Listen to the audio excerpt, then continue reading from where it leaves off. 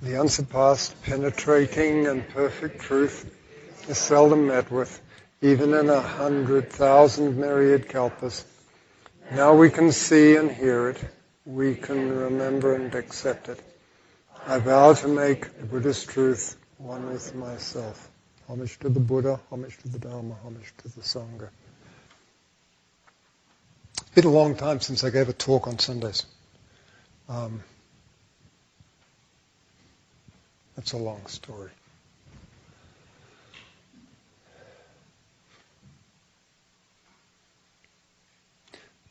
You know, we all come here.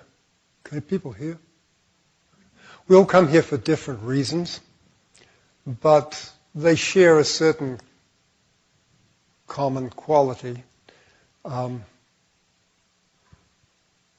one level or another, we all are fairly sure that we're going to be entering into something or dealing with something that is different from what has been our predicament in the past.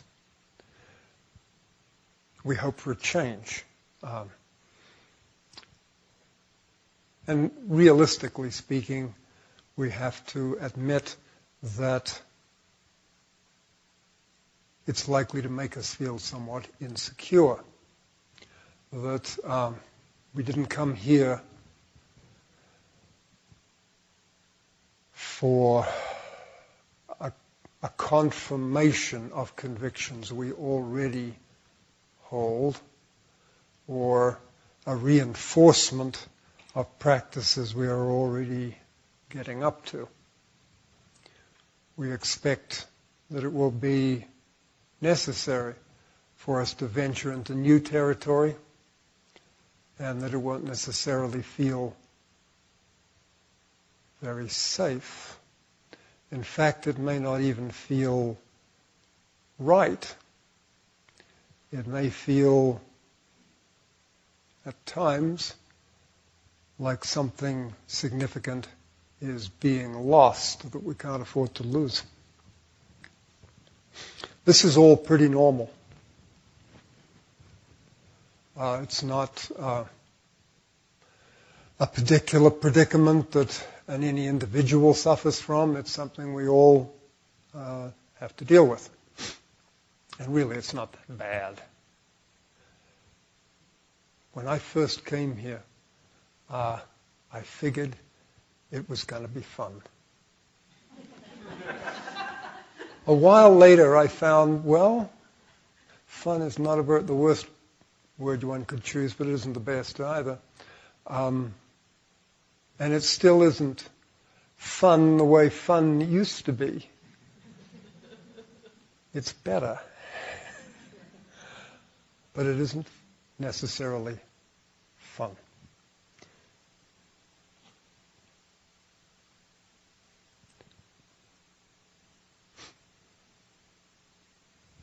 So there are difficulties. Everybody has them. They're not personal. They're not private. They're not even very specialized. We share them. It's common ground. But everybody has their own particular modality of that. You know, we're not uniform. Uniformity and religious training have nothing to do with each other. Okay, this is not the place you come to become the same as everybody else. You may share a lot, you may be on very common ground, but sameness is just not part of it.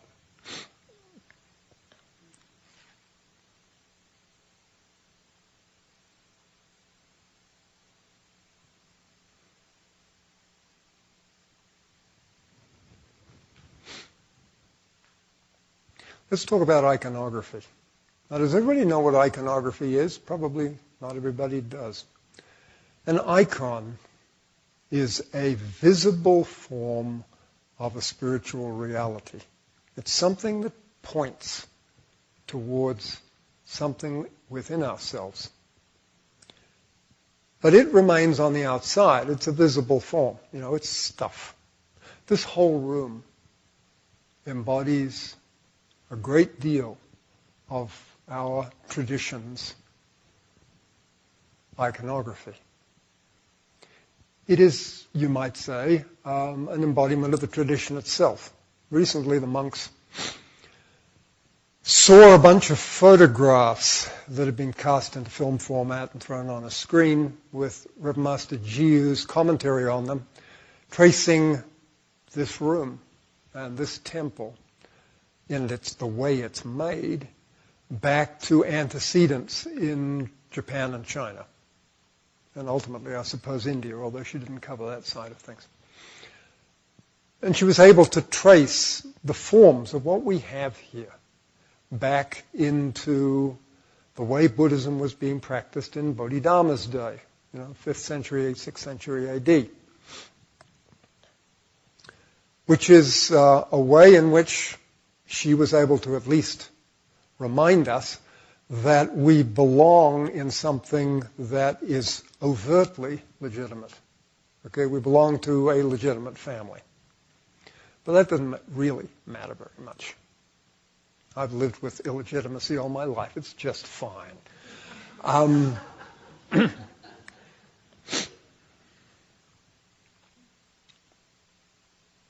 All of this stuff, the iconography of this room, which we're going to be talking about a little bit, like the Buddha behind me and Kanzeon over there and Achalanatha over there, the size of the room, the way it's shaped, the way the windows are.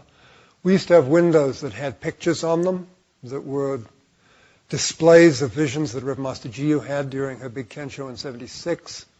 The color of the rug is iconographic. It's the blood of the Buddhas, the precepts. You're sitting on it. It's also on the cushions of the chairs. The room's full of it. But it all points towards realities that are within us. The external tradition can go up in smoke. It can be forgotten without necessarily a huge loss. It would be a loss. It wouldn't be a huge one. What actually cannot be lost is what we're made of, what we are made of, what lies within us, in our own hearts. Try to set aside the idea of mind for a minute. Mind, it doesn't matter very much. I like to use the word heart because it at least runs a little deeper than mind, even though heart doesn't necessarily mean anything denotative either. But it does point to the inside of ourselves, a region within us in which certain things are going on. There's stuff happening in there. Okay, even though it sometimes seems like nothing's happening at all, the nothing that's happening is the something that's there for the time being. And sometimes it is very visibly stuff happening. The stuff that happens within us is the origin of this room. This room, in fact, does not have its real ancestry in Japan or China. It has it inside you guys and inside me. And it constantly is arising from inside us into this room, into this temple, into the practices and the forms that we observe as trainees, like bowing and sitting. I'm going to talk a bit about sitting. I want to particularly talk about facing the wall. And we'll get to that in a few minutes. The real thing's inside you. It's already in there. It's not a destination to which you are traveling. It's already there. It was there before you were born. It's the reason you bothered to be born in the first place, because you thought it would be fun. And it turned out to be, well, it was okay for a while, wasn't it? And it's still not so bad, because you can laugh, right? It's not so bad. Somebody or other recently told me, or Master Hario, quoting something he found on the net from a Greek philosopher of Roman times, who said a person who can laugh at themselves will never run out of something to laugh at. And will enjoy all the rest of his days. Not too bad. Where was I? Yeah. So it arises from within us. This is what we take refuge in.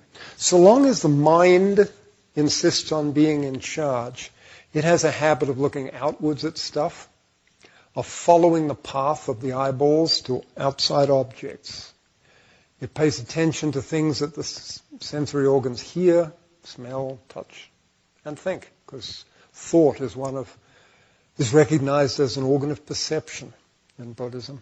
We say there are 6 senses, not 5. So the mind has a habit of looking outwards. That's just fine. It's what it does for a living, and it does it pretty well.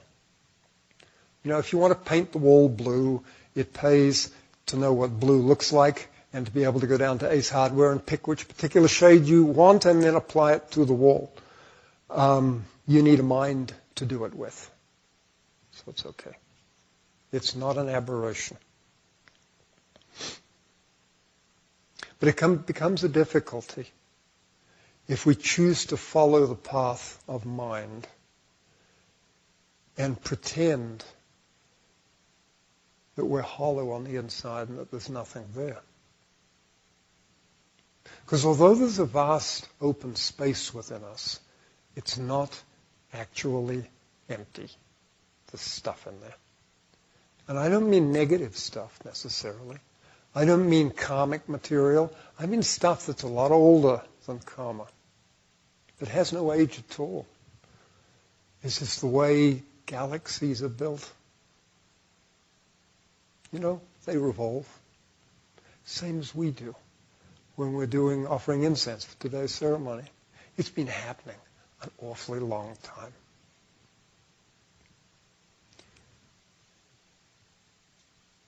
There are certain elements of our iconography that I want to dwell upon. My purpose is fairly simple, really, to encourage you to continue training no matter what. Let's deal with the purpose for just a minute, and then we'll come back to it, and then I'll start talking about the iconography again. Boredom is a problem for the mind. Boredom is not a problem for the heart. For the heart that's within you, boredom is a ridiculous idea. It just isn't there. But the mind gets bored. The mind is hungry. It gets lonely. It gets frustrated. It gets upset. And it pursues alternatives, options, quick fixes, ways in which we might feel better. The mind is always looking for a way to feel better. And tends to follow rhythms in doing so. We resort to sleep all too often. We resort to sleep not because we need to sleep, but because we want to get away from being awake. Being awake is, by 3 or 4 in the afternoon, it isn't quite a drag yet, but it's getting there, okay? So you have a bite to eat at mealtime, maybe you're out to dinner and have something fancy. That cheers you up, isn't it? And then after that, digestion sets in, and things kind of start heading downhill. And it's really good to see the business side of a pillow, isn't it? It's escape. Of course, where you're escaping to is another story. But so often we go to sleep to escape. So often we wake up in the morning to escape from the night before. Because they're, like Hamlet thought, perchance to dream. Sleep isn't all it's cracked up to be, is it? There's a lot of stuff in sleep. And a lot of it can be very sweet, and a lot of it can be a nightmare. So, The mind spends so much time trying to get away from the distress. We teach that there is suffering. You don't need to be taught that there is suffering, do you? Okay. I can remember when I was a kid, 14, 15, I would not have tolerated that statement. Not because life looked so good, but because I was greedy for life. I was ambitious to experience everything. Adventure was what it's what I ate my meals for. There wasn't anything else worth dickering with as far as I was concerned. And I wouldn't have tolerated some old buzzard, 68 years old, sitting in a chair dressed in strange clothes, insisting that actually what I was doing was suffering. No, I wouldn't have put up with it. So I didn't put up with it. I resisted church with great intensity. I'd come home, wander home from the sheer boredom of church. And out there I would see the ocean, because I lived in New Zealand. And the sun might be shining on a nice, warmish spring day. I'd start to run. I'd get home in a hurry, change into clothes that actually worked, and I'd head to the beach. And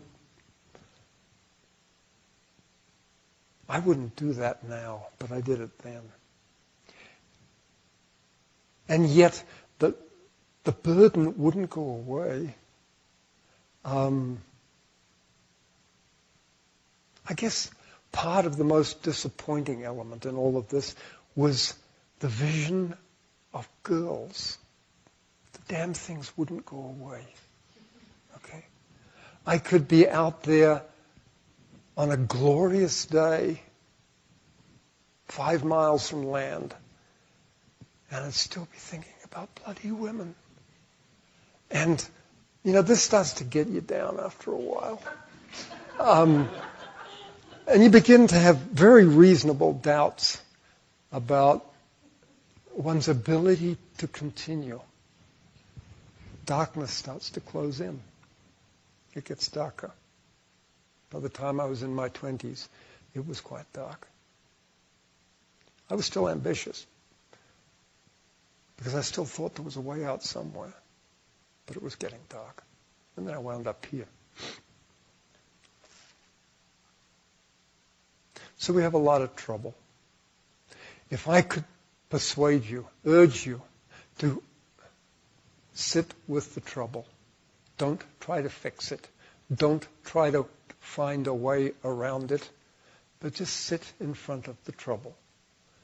Then this talk would be worthwhile. I'm going to talk about some details about this, and maybe the details are worthwhile too. But that's the guts of the matter. Just to be patient enough to proceed, courageous enough to keep going. To set aside the critical mind a little, because the critical mind would like to understand, to see the reasons, to see the reasonable expectations, to see what lies ahead, to consider whether it's going to be worthwhile or not. That's the critical mind's function, to determine whether an action is worth undertaking on the basis of anticipated product. And that won't quite work for you now, because the darkness doesn't have a visible horizon yet. The darkness is good for you, incidentally. The patience of suffering itself is the same as your patience in sitting in front of it. It's as strong as you are as strong as it is. Eventually, you will be the same, and everything will be fine, because there will be harmony. But you will never defeat it. And actually, it will never defeat you. So you sit in front of it. You sit there. This is why we sit facing a wall. Not to observe the paintwork, but to sit in front of the wall that is within us. Getting back to the iconography, of all of the elements of our Buddhist iconography, which is an extensive field. You go to our library and look up all of the books that are full of Buddhist iconography. It is enormous. There's a lot of stuff. But the one icon that remains, it's there waiting for you every morning. When you go to meditation, it's the wall. And in the evening, when you meditate, there it is. It's the wall. And all the rest of the time in between, when you're living daily life and when you're trying to sleep at night, there it is. It isn't a painted surface anymore. Instead, it's the obstacles. And of course, they're movable obstacles. They shift around. They look like a kind of a living zone of trouble, stuff, shifting cloud. It's still a wall. We speak of the wall that's within us. And we speak of a gate in that wall. There's a way through.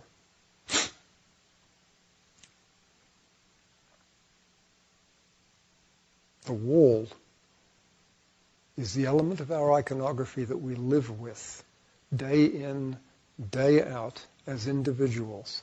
We don't have to see it in a vision. We don't have to hear the voice of God telling us about it. There it is. It's the wall.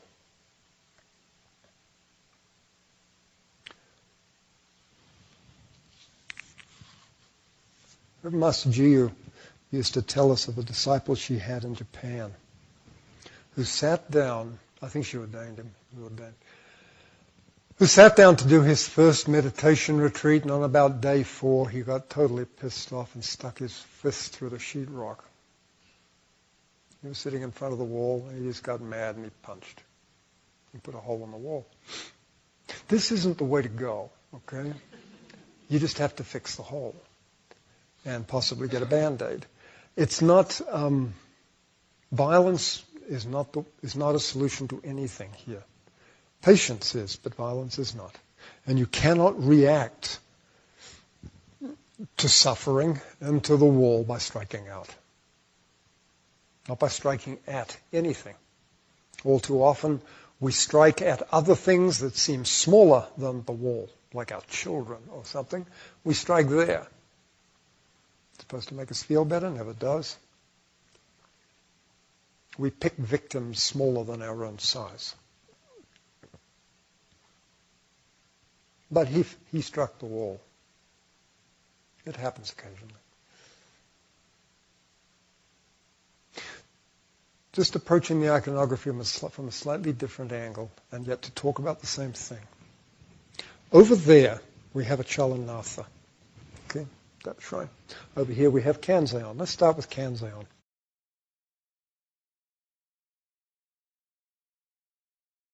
Kanzeon is a very pretty, well-dressed, sort of white Anglo-Saxon Protestant lady who doesn't quite look like your mother, but looks a little bit like Leave It to Beaver's mother, all right? It's a very American form, and it's precisely what Reverend Master Jiyu wanted at the time, to get away from the Japanese and the Chinese, to make it clear that we were Americans and we could deal with the iconography in an American form.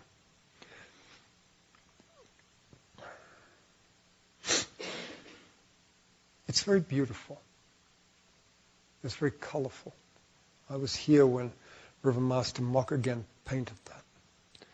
And I was working in the maintenance building all of the time that she was painting it. She was painting it in one of the upstairs rooms, and we would talk quite a lot about the gold in particular. The gold was a lot of work. It's real gold leaf. And I could see that some of the icons, particularly from the Russian tradition, that she was working from. Not because she wanted that particular shape, but because she wanted that particular feeling. If you look at it for long enough, you realize it's very similar to the very best work that came out of the Disney studios, way back in the days of Cinderella and Snow White. It has lines rather than shadows. And a lot of the old iconography in Christian Europe is very much the same. And spiritual vision often is very much the same. If you happen to see a person, it has line forms, clear colors. And you notice she doesn't have any shadows at all. There are shadows in him. That's a different story. There are no shadows over here, except on the ocean. The waves at the bottom, which is samsara, the suffering, the wall. It casts a shadow on itself. But she doesn't cast a shadow on it. Compassion, loving kindness. It makes us feel very good. It makes others feel good. It creates community in a world that urgently needs one. It creates community here, and we urgently need one. It creates harmony. It creates a sense of loveliness and an appreciation for good painting.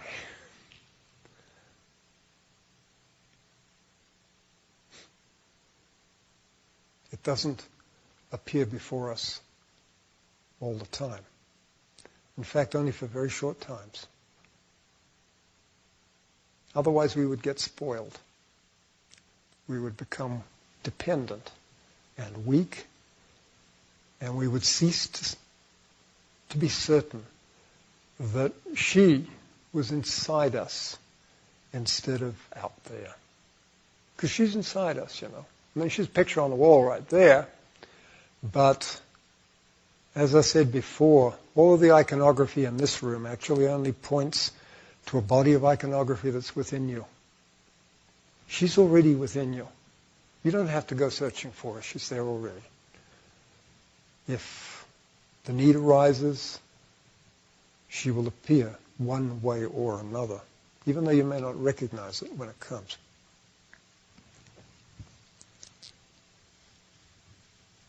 Now, like I said before, she comes and goes.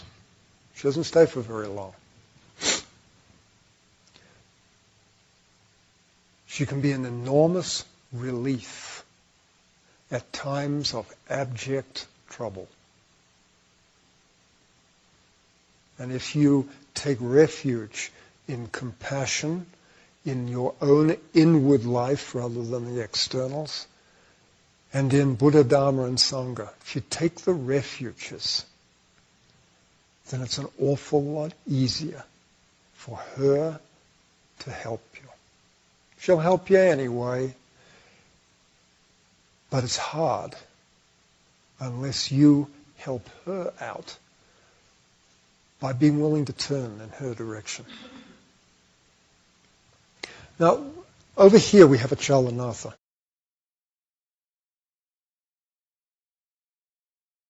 Let me say right from the beginning that Achalanatha, on his forehead, right around here, is, I think he does in that picture, but anyway, he is supposed to have an image of Kanzeon on his forehead.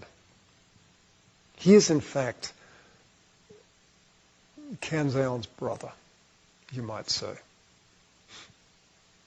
Apparently it's traditional for a Buddha hall to have the Buddha, the golden fellow behind me, on the altar in the center, with the Kanzeon shrine on one side and the Achalanatha shrine on the other.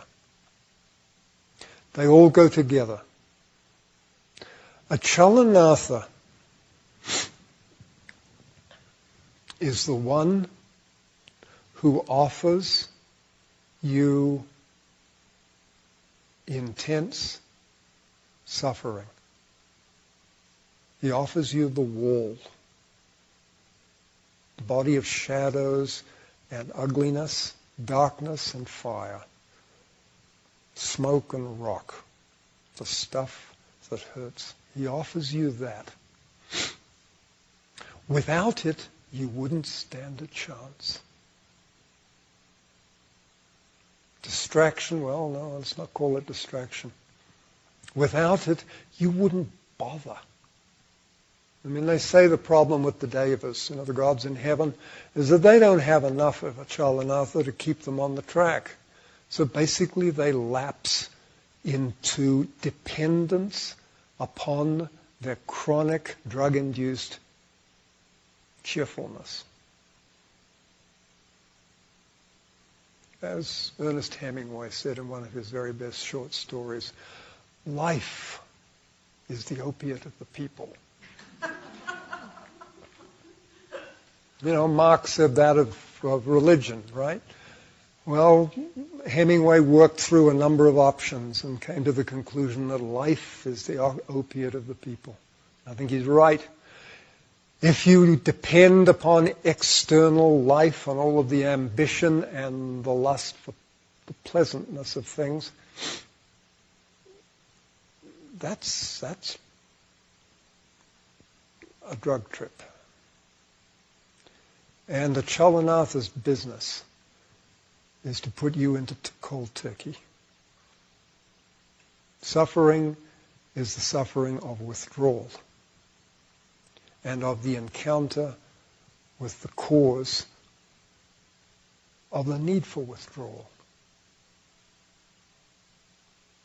He's very ugly. He has blue skin. His eyes look in two different directions and his teeth stick out over the lips of his mouth. He looks a little crazy, the way suffering always does. He offers the tools that lead to liberation, the sword that cuts through delusion, and a rope, which is the rope of self-restraint. Recognizing that if you want to avoid hell, then you have to avoid heaven first. You get stuck on the drug of heaven, and hell is inevitable. It's a rhythm, a circuitous rhythm that cannot be broken. You enter at one point, you're in it.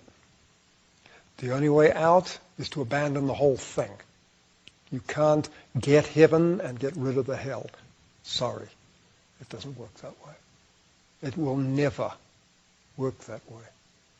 This is one of the most difficult things to believe, that heaven is impossible unless hell is also rendered impossible. Then you stand a chance.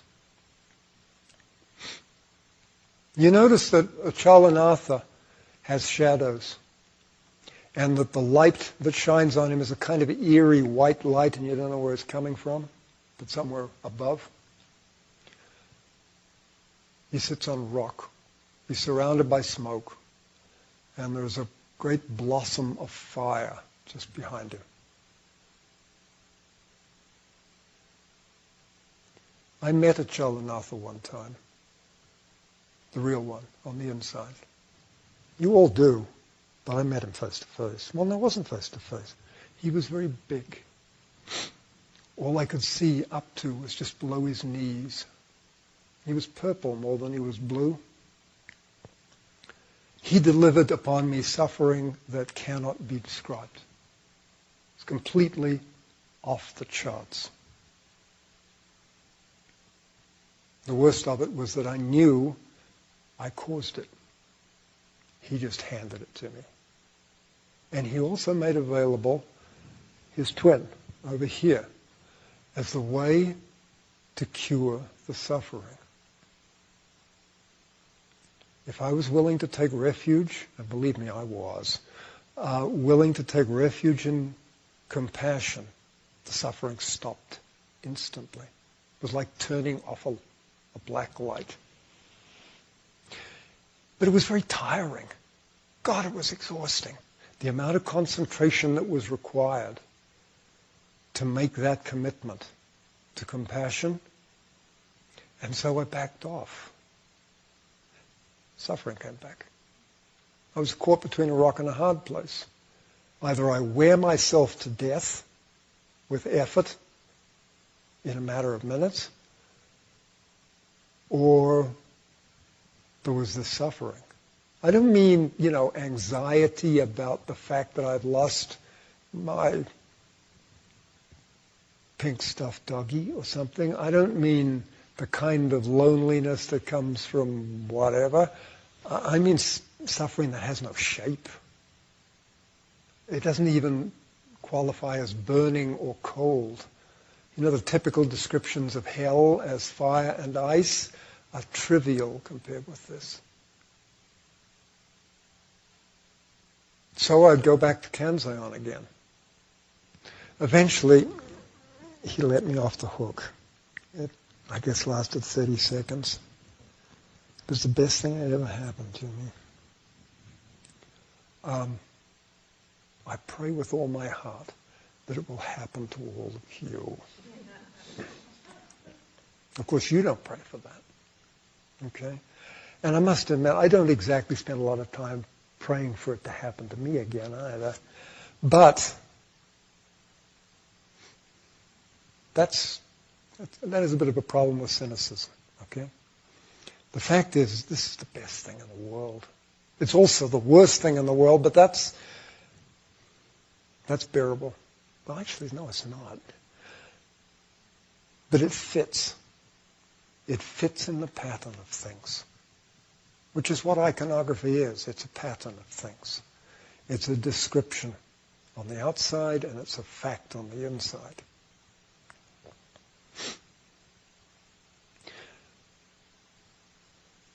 Which is the thing about the wall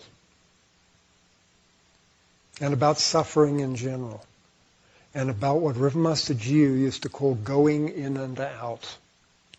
There's him and there's her. There's always both of them. And you go backwards and forwards. On a daily basis, we do this.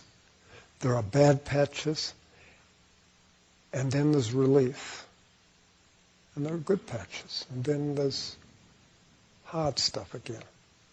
And then there's relief.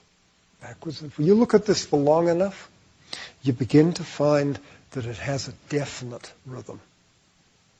Not a random rhythm, not something in which one is causing the other. It's not a stimulus and response pattern at all. It's not engendered by fear. It's not engendered by self-consciousness or anxiety. It's a fact. It actually happens, and happens for reasons that are beyond you and your personality. It doesn't happen because you have karma. It happens because it happens. Backwards and forwards. Often we have a choice to take refuge in her in order to deal with what he offers us. And that's fine. Okay? We are participants in this process. We are not just simply there receiving something that is handed to us all the time. We're participants. Okay? Active participants. If there were no relief, we would die very quickly and experience unbelievable despair. Despair that would grow as the awareness of suffering grows over the years. If there were no suffering, we would never find the path, we would never bother to find the path, and we would never bother to walk along it. And the Buddha would wait for us in vain. We would never turn up.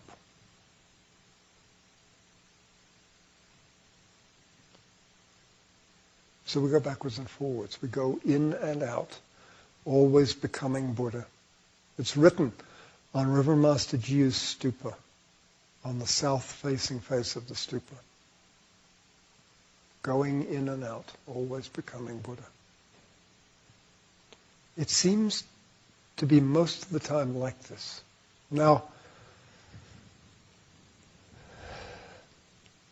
I used to ask myself, I still do once in a while, whether pure relief from suffering exists, whether there is a place where suffering is simply gone for good and never returns. And there is. But you can't afford to think about that too much. Unfortunately, in Buddhism, when we are teaching, we have a tendency to spout off about nirvana and no self. It's our favorite, no self. There is never no self until you get there. You are not entitled to speak of no self until you are fully aware of no self. It just isn't wise. So long as you have anything that you could call a self, be content with it and face it the way you face the wall. Don't look for something that the books talk about but which isn't there in front of you. Look at what's in front of you. Never mind the no-self stuff. Dogen said, you can make a huge argument about self and no-self, and all of it is a waste of time.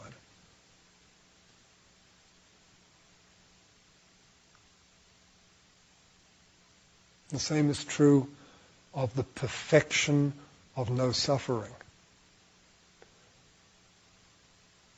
Don't try to cut to the chase. Don't try to take a shortcut. There are no shortcuts.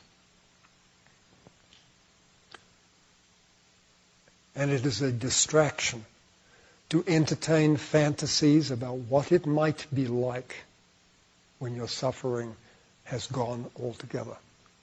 This is vain and a waste of time and a loss of opportunities and an insult to Achalanatha, who's trying to help. You may not like him, but he's trying to help. Turning away from him and daydreaming about the end of the universe, don't do that.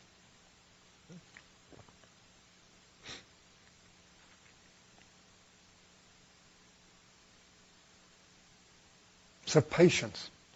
It's what Shakyamuni used to say was the greatest asceticism. And it's true. Just sitting. In Japanese they call it shikantaza. It means just sitting. It doesn't mean sitting on ho-hum, only sitting, who really cares about it, all you're doing is sitting. It's not like that at all. It's just in the sense of don't do anything else as well. If you sit and try to work on yourself, you're missing the point. If you sit and try to understand, you miss the point. If you sit and try to be happy, you miss the point, but it's a little better. Just sit. It's appallingly difficult to believe. The masters, the old Chinese masters, used to go on and on about this to disciples who would go on and on saying the old buzzard didn't know what he was talking about, basically. That it can't be that way. You've got to do something.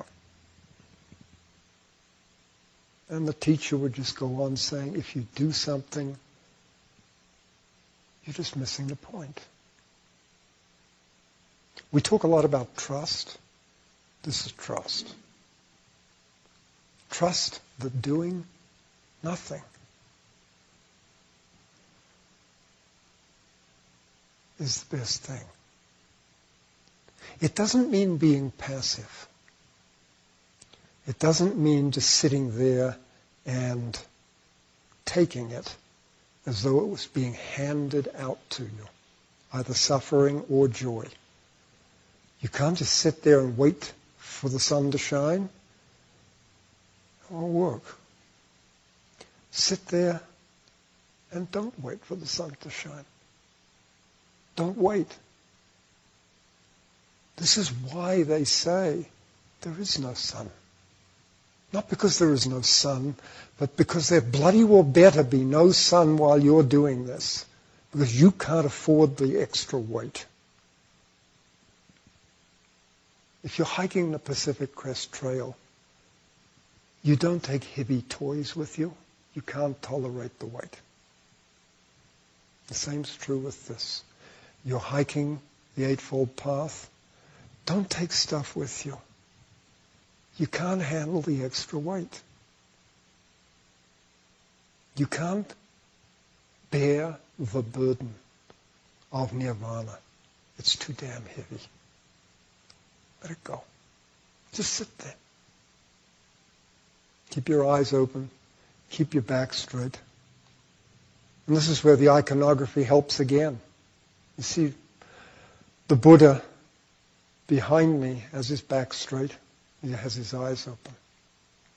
He'll do that. It's not, this is where iconography becomes seriously interesting, where the iconography actually begins to manifest as actions performed in your body. It's what we call mudras, which is an old Sanskrit word, I believe. It means meaningful gesture, spiritually significant gesture, or posture, or behavior, or act, or position of the hands or legs or body. Keep your eyes open. It matters. There will be times when you need to keep your eyes shut. You'll find out about that eventually when the time comes, but don't count on it. Keep your eyes open.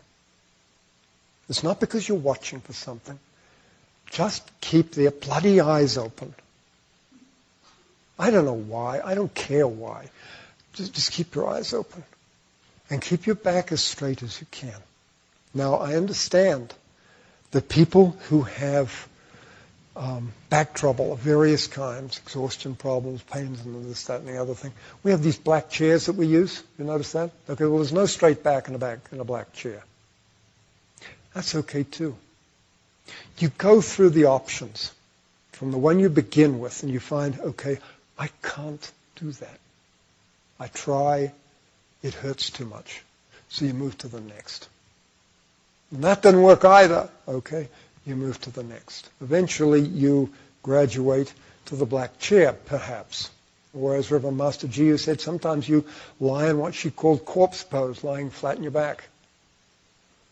That's okay, if you have to. It is not okay if you just choose to. You've got to do your best. Picking what seems to be the most comfortable, the least demanding, the one that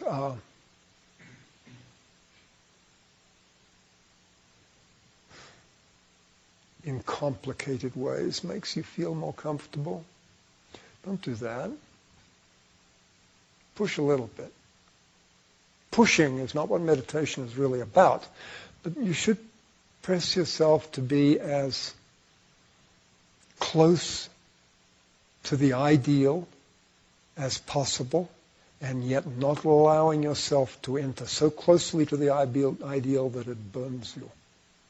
You know, we sing in the scripture about a giant fireball, never put yourself too close or too far away. Well, that applies to a lot of things, but in particular it applies to the so-called ideal. The perfect way of doing things? Not too close, not too far away. Don't try to be ideal. It doesn't work. You'll just hurt yourself. And just sit there. You find that you can actually let go of your mind. And when you let go of your mind, it's not as though you stop thinking. It's that it actually dissolves. And the thoughts go on. It is possible to think and have no mind. It is possible to live and not breathe. It's possible to be aware and have no consciousness. This is standard Buddhist teaching. It's not just Chosei talking weird. Okay, this is actually in the books. Just sit there and you find that you can let go of your mind. And then the resistance begins to disappear. And we begin to actually taste liberation, which is what we came for. We didn't come here to reinforce our habits. We came for liberation. And it is available. It's just a hard road. But it's okay. If it were not hard, it would not be a road at all. And there would be no way. And that's about all I have to say today. Thank you very much.